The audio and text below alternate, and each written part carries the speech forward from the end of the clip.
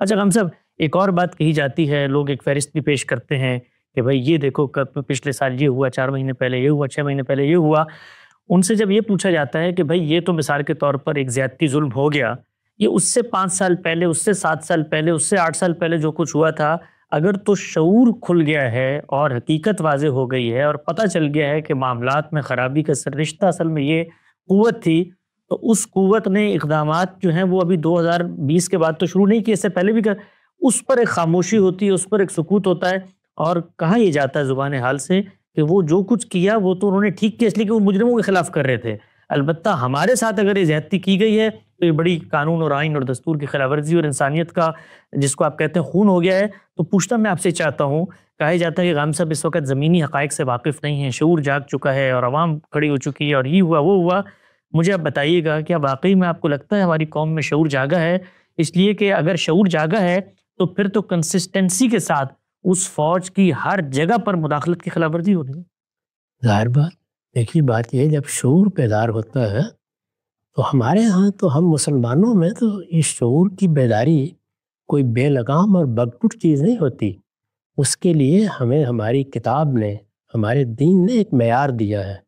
وہ معیار کیا ہے؟ ذرا دیکھیے سورہ نساء میں کیا فرمایا ہے، ایمان والو یا ایھا الذین آمنوا کونوا قوامین بالقسط شہداء للہ، اللہ کے لیے سچی بات کی گواہی دینے والے بن کر رہو۔ یہ ظاہر ہے کہ صرف اپنا مقدمہ پیش کرنے کی بنیاد پر نہیں دی جا سکتی۔ اس میں آگے دیکھیے کیا فرمایا ہے، ہاں وہ تمہیں اپنے گھر والوں کے خلاف، اپنے والدین کے خلاف، اپنی ذات کے خلاف دینی پڑے۔ تو اگر شعور بیدار ہوگا تو پھر لوگ قائم بالقسط ہوں گے، پھر وہ یہ کہیں گے کہ فلاں وقت بھی یہی ہوا تھا، فلاں وقت بھی یہی ہوا تھا۔ پھر وہ جرائم کو، پھر وہ مظالم کو اپنے اور بیگانے میں تقسیم نہیں کر سکتے، یہی کریں گے۔ آپ ایک نظر ڈال کے دیکھ لیجیے کہ جن چیزوں کو ہم آج سے 10-15 سال پہلے کہہ رہے تھے کہ یہ جرائم ہو رہے ہیں، اس وقت کوئی ایک شخص بھی اس کی تائید میں زبان کھولنے کے لیے تیار نہیں تھا۔ جب طالبان بنائے جا رہے تھے، اس وقت جب میں تنقید کر رہا تھا، کون اس میں اپنی آواز ملانے کے لیے تیار؟ جب میں نے یہ کہا تھا کہ اسامہ بن لادن نے جو حرکت کی ہے اس کے نتائج و عواقب پوری قوم کے لیے، ملت کے لیے خطرناک ہوں گے، لوگ کس طرح مجھ پر تنقید کر رہے تھے۔ کشمیر پہ جو کچھ ہو رہا تھا، ذرا اس زمانے کے رسالے نکال کے دیکھیے، میرے بارے میں کیا مضامین لکھے جا رہے تھے، لیکن میں لوگوں کو بتا رہا تھا کہ تم ایک غلط رویہ اختیار کر رہے ہو۔ اس طرح کے رویے کے نتیجے میں قوموں کی تقدیر کھوٹی ہوتی ہے۔ اور ابھی دور کیوں جائیے، حال میں دیکھیے یہ غزہ میں جو کچھ ہوا، اس میں جو ہم نے چیزیں کہیں، یہ بڑے افسوس کی بات ہے کہ وہی نتائج سامنے آ،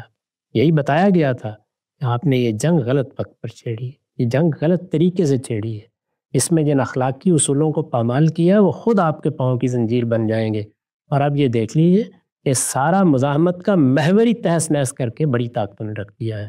لیکن کوئی آدمی نہیں ہے کہ جو اس کا اعتراف کرے کہ بروقت بتایا گیا تھا۔ میں اب بھی بروقت متنبہ کر رہا ہوں کہ بغاوت کے رویے، قوم کے خلاف کسی اقدام کے رویے، افواج یا اداروں کے اندر کوئی خرابی پیدا کرنے کے رویے، صرف یہ نہیں ہے کہ یہ دینی لحاظ سے غلط ہے، یہ تباہی کی ایسی دعوت ہے کہ جو یہ لوگ دے رہے ہیں وہ پھر اس کے بعد اپنے ہاتھ کاٹیں گے اور یہ کہیں گے کہ ہم نے اپنے ساتھ کیا کر لیا۔ اچھا غم صاحب، یہ بتائیے گا، جس وقت یہ کہا جاتا ہے مثال کے طور پہ جرائم بتاتے ہوئے، حکومت ہو آج کی یا مثال کے طور پہ ریاست کے جرائم آپ کہہ لیں، باور یہ کروایا جائے کہ جی یہ جو اسٹیٹ ہے یہ تو اپنی حقیقی صورت میں قائم ہی نہیں ہے، پھر کیا امکانات باقی رہ جاتے ہیں؟ پھر تو ایک ہی امکان ہے نا کہ آپ یہ کہتے ہیں کہ اسٹیٹ اگر اپنی حقیقی روح، اپنی حقیقی اسپرٹ میں قائم نہیں ہے، ادارے کام نہیں کر رہے، عدالتیں اس طرح سے کارآمد نہیں ہیں، تو پھر اس کا مطلب یہ ہے کہ اس وقت ہم اسٹیٹ لیس سوسائٹی میں ہیں اور ہمیں اٹھ کر پھر اقتدار سنبھالنا ہے۔ تو اس کا تو مطلب یہ ہوا کہ ہم خود بھی، اپنے ماننے والوں کو بھی اور ان قوتوں کو بھی دعوت دے رہے ہیں کہ آپ آئیے، کیونکہ ہماری ریاست ختم ہو چکی ہے، اس کی کوئی حقیقت نہیں رہی، تو اب جس کا بس چلتا ہے وہ آئے اور وہ یہ طاقت کر کے اس پر قابض ہو جائے۔ تو پھر آگے بڑھ کے ہمیں اون کرنا چاہیے نا کہ ہم تو پھر بغاوت کے علم بردار ہیں، ہم چاہتے ہیں کہ بغاوت ہو۔ آپ سے اب ہم یہ سوال کرتے ہیں کہ یہ سب جرائم موجود ہیں، ان کے بعد کیا کرنا ہے؟ تو اس پہ آپ یہ کہتے ہیں کہ اس کے بعد آپ نے تدریج کا رستہ اختیار کرنا ہے، جس کو یہ کہا جاتا ہے یہ تو اصل میں ان کی سپورٹ ہے۔ تو اگر یہ ان کی سپورٹ ہے تو وہ جو دوسرا بیانیہ ہے وہ تو پھر باغیوں کی سپورٹ ہوئی نا؟ ظاہر ہے یہی ہوگا یعنی پھر تو صحیح طریقہ یہ ہے نا کہ آپ اس ملک کو چھوڑیے، آپ اسی طرح لشکر بنیے اور جا کر آپ بھی طالبان کے ساتھ شامل ہو جائیے اور پھر ایک نیا حکومت کا نظام قائم کر لیجیے۔ یعنی جس وقت آپ ریاست کے بنے ہوئے نظام کو، اس کو رسول اللہ نے اس طرح بیان کیا ہے کہ جب تمہارا نظم کسی ایک جگہ کے اوپر مجتمع ہو تو اس کو جب تم درم برم کرنے کی کوشش کرو گے تو اس کے بعد ایک ایسی چین پیدا ہوگی، ایسا سلسلہ پیدا ہوگا جو بعض اوقات صدیوں پر اپنے اثرات چھوڑتا ہے۔ ذرا غور کیجئے، اسی طرح کے لوگ تھے جنہوں نے سیدنا عثمان کے خلاف بغاوت کی، اسی طرح کے لوگ تھے۔ ایسے ہی وہ مختلف شہروں سے نکلے، اسی طرح چند ہزار کی تعداد میں وہ مدینے میں چلے گئے، اسی طرح جا کر انہوں نے ان کی شکایتیں ہو سکتا ہے بالکل بجا، انہوں نے جو باتیں کہی ہیں ممکن ہے ان میں کوئی وزن ہو، اگرچہ تحقیق سے معلوم ہو جاتا ہے کہ وہ بے معنی باتیں تھیں اور زیادہ تر ایسے ہی ہوتا ہے، لیکن میں تھوڑی دیر کے لیے مان لیتا ہوں برسبیل تنزل انہوں نے کیا اور اس کا نتیجہ کیا نکلا۔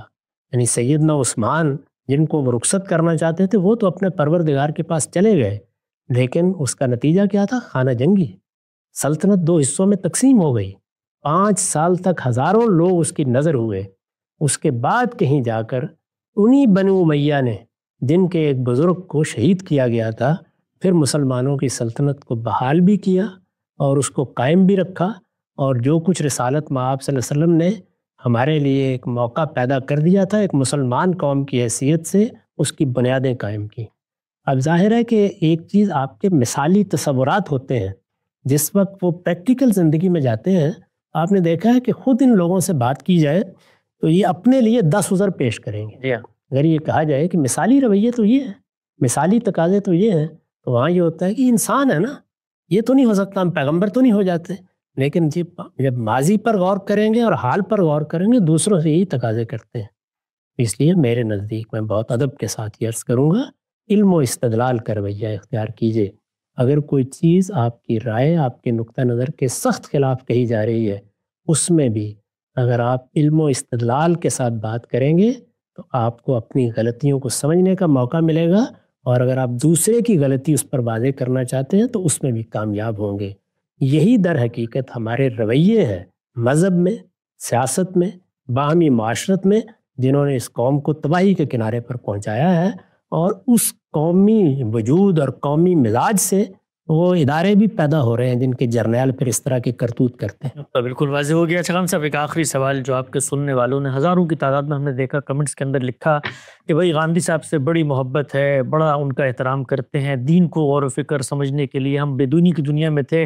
ایک جدید پڑھے لکھے ذہن کو مذہب سے کنیکٹ کر دیا ہے، اپنے عصر حاضر سے متعلق کر دیا ہے، وہ اگر تھوڑا سا یہ رحم فرمائیں کہ ان موضوعات پہ گفتگو نہ کیا کریں، لب کشائی سے پرہیز کریں، جن کو سننے کے بعد عوام کے اندر ان سے ایک طرح کی نفرت یا ان سے عدم تعلق پیدا ہوتا ہے، بالخصوص پاکستان کے جو حالات ہیں، یا مثال کے طور پہ انہوں نے بنو امیہ پہ اور سید علی کی کشمکش پہ بات کی، یا مثال کے طور پہ فلسطین کے معاملے پہ، اس پہ مسلمانوں کے جذبات جو ہیں وہ کافی ہرٹ ہوتے ہیں۔ تو ہم غامدی صاحب سے یہ درخواست کرتے ہیں کہ خدا را ان موضوعات کو زیر بحث نہ لایا کریں۔ تو ہم صاحب،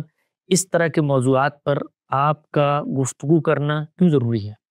یہ کہ میں جس مذہب، جس دین کی دعوت دے رہا ہوں یا جس کو بیان کر رہا ہوں، یہ اس کے اصولوں کا اخلاقی اطلاق ہے، اور یہ مجھے بتانا ہے۔ یعنی میں اگر کسی آدمی کو متوجہ کروں کہ تمہیں رشوت نہیں لینی چاہیے، تو آدمی زیر بحث آ جائے گا نا، اس کا کاروبار بھی زیر بحث آ جائے گا، اس کے رویے بھی زیر بحث آ جائیں گے۔ یہ تینوں چیزیں جن کی طرف آپ نے توجہ دلائی ہے، یہ ہمارے قومی رویوں کو وجود پذیر کرنے کا ذریعہ ہے۔ تو یہ کوئی آگے روبوٹ بیٹھے ہوئے ہیں، قوم ہے، جب تک یہ اس رومانویت سے نکلے گی نہیں اور نکل کر علم و استدلال کی روشنی میں رائے قائم کرنے کا طریقہ نہیں سیکھے گی، یہ مذہب کو بھی نہیں سمجھ سکتی، اور اس کا علمی زوال بھی اسی انتہا پر رہے گا، یہ سائنس کی بھی تشکیل نو نہیں کر سکتی۔ تو بالکل واضح ہو گیا۔